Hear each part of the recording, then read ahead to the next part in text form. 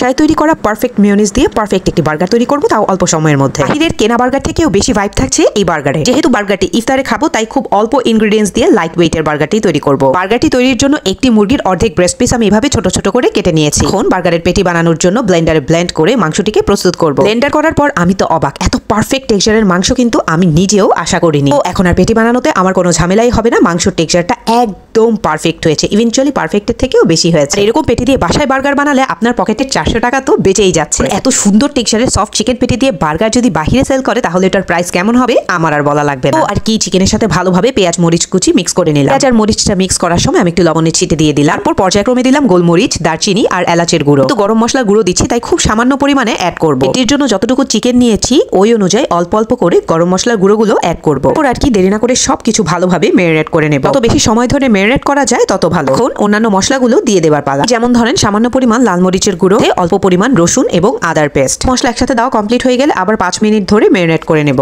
ভাজার আগে ভালোভাবে ম্যারিনেট করা খুবই জরুরি। আর কি, পেটি তৈরি করার জন্য হাতের তালুতে ভালোভাবে ট্যাপ ট্যাপ করে মাংসটাকে ছড়িয়ে নেব। এটা একদম পাতলা রাখবো এবং যতটুকু বড় করা সম্ভব বড় করে নেব। না বেশি মোটা করলে এই পেটির ভেতরের অংশটা একটু কাঁচা কাঁচা মনে হয়। কি, এখন ডিমের মধ্যে চুবিয়ে বিস্কিটের গুঁড়ায় কোট করে ভেজে ফেলবো। প্রথমে নরম মনে হলেও বিস্কিটের গুঁড়ায় কোট করার পর একদম পারফেক্ট একটা শেপ আসবে। এখন দেখতে পারবেন পেটিটা কতটা পারফেক্ট হয়েছে। ব্রেড কামও ইউজ করা যায়, তবে আমার বার্গার তৈরির প্রত্যেকটা জিনিস হোমমেড। এই বাসায় বার্গারের পেটি তৈরি করার জন্য বিস্কিটের গুঁড়ো করে নিয়েছি। তো আর কি, এখন ভালোভাবে গরম তেলের মধ্যে উল্টিয়ে পাল্টিয়ে ভেজে নেবার পালা। কোনটা একদম লো হিটে রাখবো ভাজার সময়, যেন ভেতরের অংশটা পুরোপুরি ভাবে হয়ে আসে। যেহেতু কিমাটা কাঁচা, তাই একটু সময় নিয়ে বার্গারের পেটিটা ভেজে নেব। আর অবশ্যই খেয়াল রাখতে হবে তেল যেন অতিরিক্ত গরম না থাকে। যেহেতু উপরের অংশ বিস্কিটের গুঁড়ো দিয়ে কোট করা, অতিরিক্ত গরম তেলের মধ্যে ছাড়লে পুরোটাই পুড়ে যাবে। যাই হোক, একটু সময় নিয়ে আর যত্ন করে আমি একটি একটি করে সবগুলো পেটি ভেজে নিলাম। সবকিছুতে তাড়াহুড়া করা গেলে ওই ভাজাভাজির কাজে কিন্তু একদম তাড়াহুড়া করা যায় না। তাড়াহুড়া বা এদিক সেদিক করলেই দেখা যায় উপরের অংশ বেশি পুড়ে গেছে, ভেতরে কাঁচা রয়ে গেছে, বা এমন একটা লুক আসছে পোড়া পোড়া, যেটা দেখলে আর খেতে ইচ্ছে করবে না। আর কি, খুবই সাবধানতার সাথে সবগুলো ভেজে নিলাম। এখন বার্গারটা রেডি করার পালা। সেই দিন এরকম ছোট ছোট বন কিনে এনে আমরা বার্গার তৈরি করেছিলাম।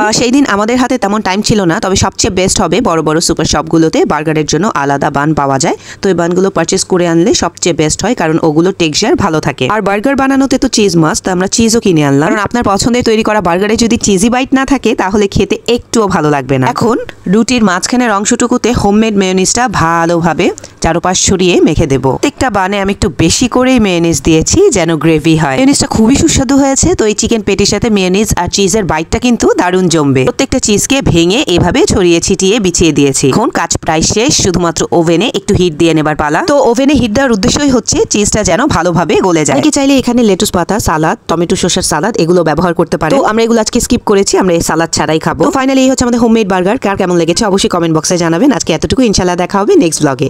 টিল দ্যাট টাইম ভালো থাকবেন, সুস্থ থাকবেন। আল্লাহ হাফেজ, আসসালামু আলাইকুম।